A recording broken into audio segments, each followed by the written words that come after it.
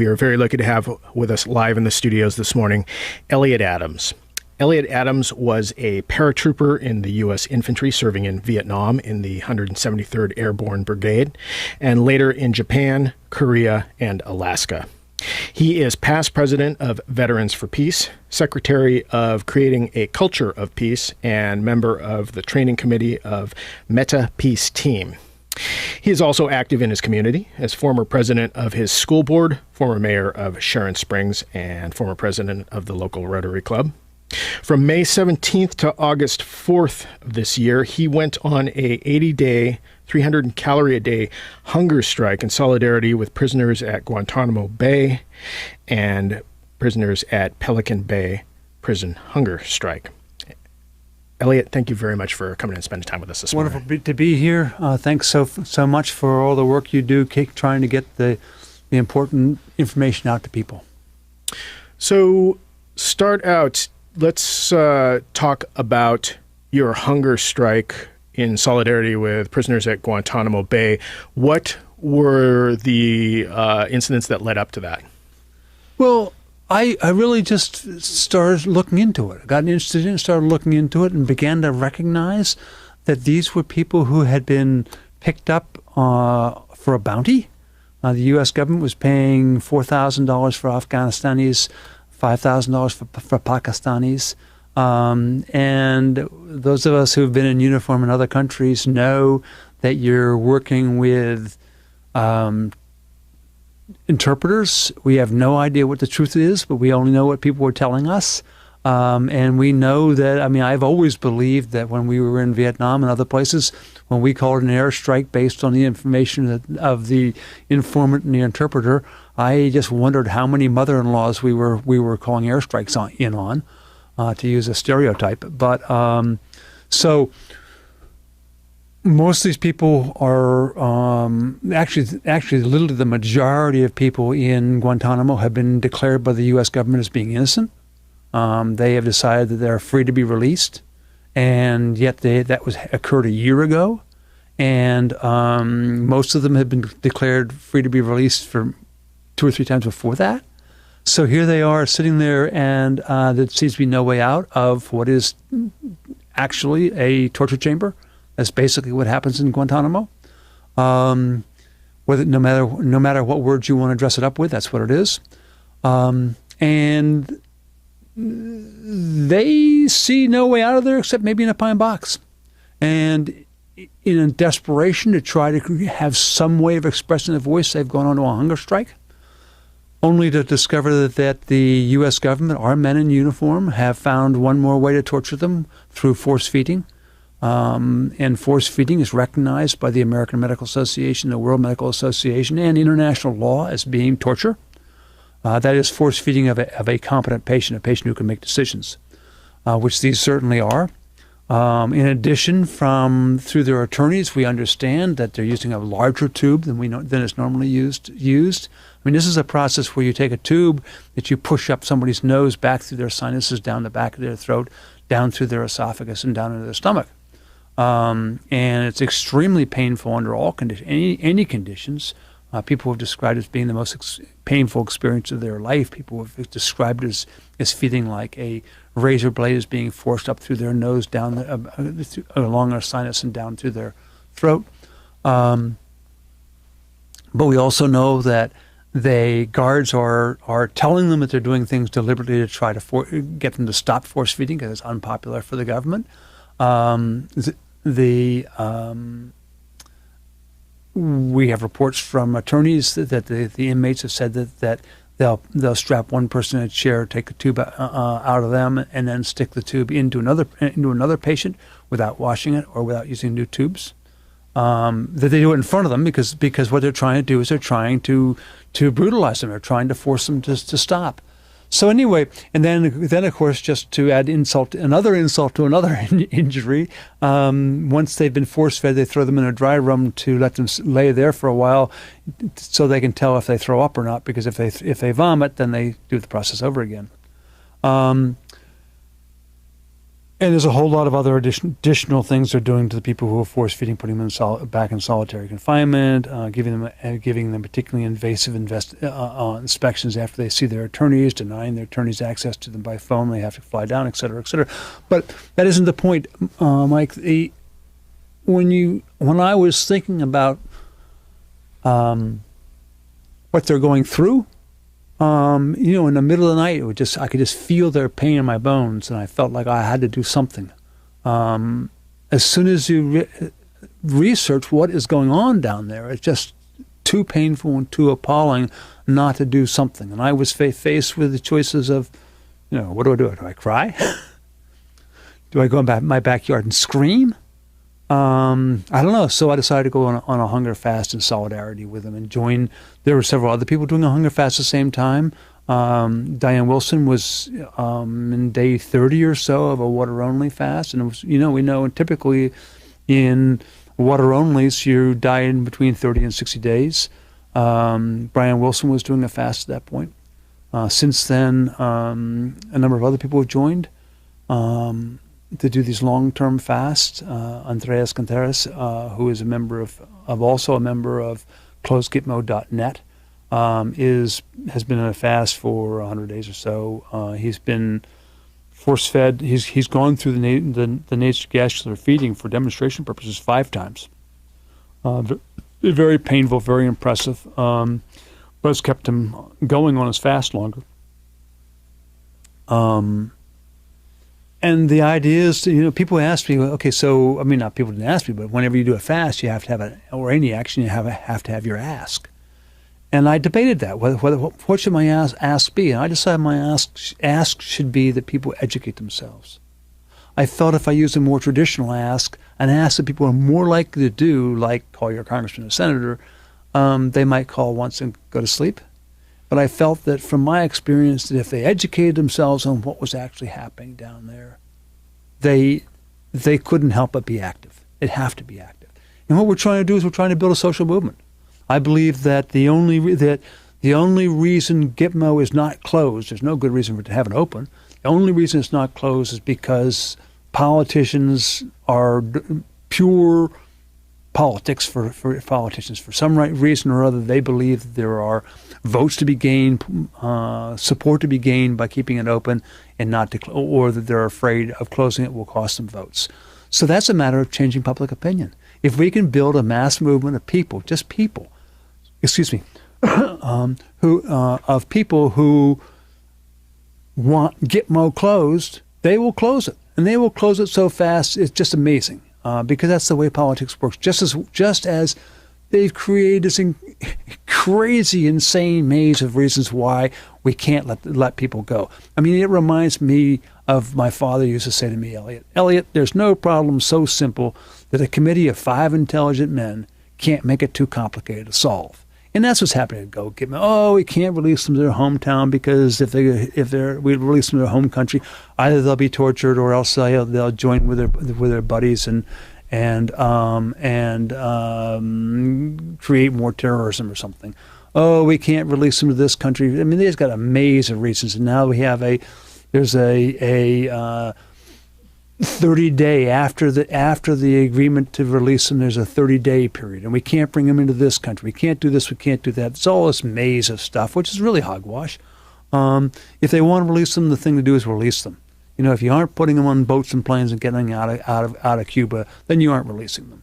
So I feel that they're finding reasons to keep them in there. But our job is so true in this country.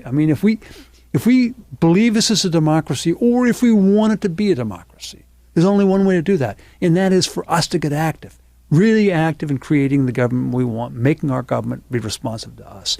We talk about a government of the people, by the people, for the people. It starts with by the people. We have to be active in our government. If we want Guantanamo shut, there's no point begging Obama to shut it. There's no point wishing our politicians would shut it. We have to build a solid grassroots movement which changes the public opinion, builds a public support for closing Guantanamo. Even Even Obama said it when he was elected. He said, "You have to make me do what I want to do," and that's what it comes down to. So I'm encouraging everybody to get familiar with Gitmo. A good place to start is coming to our website, closegitmo.net. We're about to rework it to try to make it even more a better organized for an educational tool. But if people will educate themselves, you can go to Witness Against Torture website, Center for Constitutional Rights website, find out about the prisoners and look at their stories. These are very human people who got swept up and have been trying to make a living for their family. Some of them in their home country, some of them across a variety of countries. You know, they're cooks. They're just people, and they're human. And find out about them. We talk about the government talks about the worst of the worst, which of course is ridiculous. First of all, over half of them are completely innocent, and the government said so. But even beyond that, they call them the worst of the worst, and I'm going to tell you, anybody who could call them those guys the worst of the worst has never spent time in a U.S. prison, any U.S. prison. I mean, there's some really nasty people in those prisons. The people down in Guantanamo were mostly innocent. We know that. Some of the rest are organizers, and they may be warriors of some sort or other, but they aren't really sociopaths. And there's a lot of sociopaths in the in prisons. I mean, I remember listening to a prison psychiatrist who was looking at some of the cases, and he realized there was this guy he had. And you can look at the record. Every time by accident they put him in a room with somebody else, he killed him. Well, the people in Guantanamo aren't like that. So I believe that it's time for us to get together and make a movement. And I'm asking you, as you listeners, to educate yourself on Gitmo and talk to your neighbors, talk to anybody about it. Put a sign on your car, put a sign on your window, whatever you're comfortable doing. You know, as Dr. King said, every man must choose the form of protest that best suits his faith, but we all must protest. And that's key to being an American citizen, is we all must participate in the government, make the government do what we want. You're looking at, just for those people that are interested in the financial aspect of this, $2.7 million a year per prisoner, is that correct? That's correct. That's the number we got out of the U.S. Senate hearing. They said $2.7 million, so I figure if the Senate says it, then I'll buy it. So you're looking at $2.7 million per person per year, so you have 86 of them we kept for 1 year after the third time they were declared free to be released. So that's $250 million, or for, I don't know, you can do the math, 86 times 2.7 million. I mean, it's a hell of a lot of money. I mean, if they don't know what to do with that in Washington, I'm sure you could use it here in Seattle. We could use it in upstate New York. And then you have the other 2.7, you have the other 80, which they say they want to keep. I mean, this is like a poem. They want to keep them indefinitely without charges. I mean, this is a violation of the Magna Carta, the habeas corpus from the Magna Carta. That's 1,000 years of civilized society has believed that should be a basic tenet of law, and suddenly we have allowed our government to say that's not necessary. That's not necessary. Violation of the Constitution, speedy trial. I went through the Constitution. About five chapters of the Constitution is a violation of. Violation of the principles laid out in the Declaration. But anyway.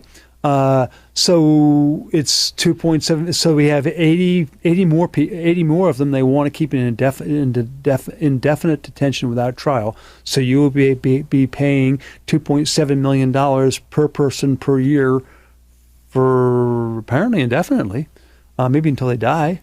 We could alternatively put them in a U.S. maximum security prison for $90,000. I mean, that's chunk change compared to the 2.7 million. And that's times 80. And then people say, oh, well, you can't put them in a U.S. prison. They're too dangerous, which is pure hogwash. If you took the Guantanamo patients and victims and put them in a maximum security prison, the guards there and the officials there would think you sent them a bunch of Girl Scouts. They are trivial compared to the people they have in maximum security prison. Nobody has ever escaped from modern maximum security prison in the United States. So that's not a risk. Everybody I've talked to in the areas around the maximum security prisons have no problem with bringing them in there. Now, I know our congressmen and senators are saying we can't bring them into the United States because people don't want them here, but that's hogwash. And in fact, not only could you put them in maximum security prison, the ones that you've released, there's some discussion about where to send them, and there are at least 3 cities that have said, bring them here. And I'm going to tell you, they can come to my place. I got 75 acres. We can feed them. And I've looked at their record. I'd be happy to have them as neighbors. I'd like them better than some neighbors I have. but it's just an appalling waste of money, besides being a complete affront to any moral principles. We've talked about torture. I mean, we know there's torture is going on. We know torture has no useful purpose. I have talked to CIA officials. I have talked to FBI officials. I have talked to people in U.S. Army intelligence, military intelligence, and they, to a man, every one of them will say torture doesn't work for getting intelligence. The CIA doesn't even call them interrogation. They call them interviews, because as a man who I talked to who felt that believes he has probably interviewed because he doesn't call interrogation, interviewed more people for the CIA and has done more trainings for the CIA than probably anybody else in the CIA. Hard to confirm, but anyway, that's his belief. He said the first time you raise your hand, you've lost first time you've raised your hand towards a person you're interviewing, you've lost it. You're never going to get any further. So we know that torture doesn't work. There's no evidence that it ever did work, except for in the movies. And so why are we torturing? I mean, it's crazy. And it's certainly a violation of not only all the documents and principles laid out in this country, but also the principles laid out in religions. Whether you're a Christian or a Muslim or a Jew or a Jain or etc., all those religions are certainly all the Abrahamic religions, which are based on come from Abraham, call for the golden rule, as simple as that. Do unto others and forgiveness, and we are just doing something totally opposed to those religions. Totally opposed. Most of us came up with a religion training, and we still are doing, and many of us call ourselves Christians or Muslims or Jews or identify with some religion, and yet we're allowing our government to do what is they're diametrically opposed to them. So it's we should close Gitmo because it's a violation of our moral principles, and as somebody last night said, when we allow torture in Gitmo, we allow torture in the U.S. prisons, which we also should talk about a little bit about. And when we allow torture in Gitmo and our U.S. prisons, we wind up changing the nature of American society. And we pay a price for allowing ourselves to stoop to those levels. And even if you don't care about that, surely you care about the money. I mean, we have budget problems. We all need money. And it's just appalling to be wasting money at that order for absolutely no reason. And there's also national security issues. I would dare say that Gitmo is the biggest single national security threat we have. Sure, there is China and things like that, which we might look at, but the reality is that in order to get somebody to attack another nation, you have to demonize the people of that nation. And for generations, it's been very hard to demonize the United States. Because we were held up by the world as being democratic. We were held up by the world as being fair and just. And now, if you want to attack the United States, if you want to demonize the United States, all you have to do is mention Gitmo. And believe me, in the United States, Gitmo we see as being a small thing, a little thing. If you go overseas anywhere, especially in places like the Middle East, Gitmo is bigger than the whole United States. I mean, everybody knows about it, and everybody's aware of it, and everybody's pushing the issue. Indeed, I would have to say, I don't know whether Al-Qaeda is inclined to lobby, but I can guarantee you if I were in a hierarchy of Al-Qaeda, I would clearly hire a lobbyist in Washington to keep Gitmo open because it's tremendous for them. And people talk about the security risk of releasing them because they say these are the worst, and if we release them, I mean, I've had people who literally told me that, oh yes, they're innocent, but because we treated them so badly, we can't release them because now they'll become terrorists. And I have to say, you have to ask yourself, who are you? I mean, that's a little bit like saying, going down your basement and discovering you borrowed your neighbor's electric drill, and oh my gosh, I've had it for 3 months. I should have returned it, so maybe I'll just tell them it's mine, or I'll hide it, or I'll do something else. I mean, what would you do? You'd give it back to them, for crying out loud, and say, geez, I'm sorry. But I would say those who do feel that these people create a security risk because if you release them, they might become terrorists. I would say they're not seeing the forest for the trees, because you have 80 of them down there. Let's just say take the 80 or the 166, whichever way you want to look at it, who are being held, and each one of them has a whole family, extended family, and neighbors who are furious at the injustice of the U.S. holding an innocent person. So they all are potential terrorists. So by releasing the 80, you reduce the number of potential terrorists by probably 800, because maybe they will. But let's just go to the individual people and say, what is the recidivism rate of them? Well, in 2009, 2010, I can't remember which it was, the Department of Defense rated that at 2.9%.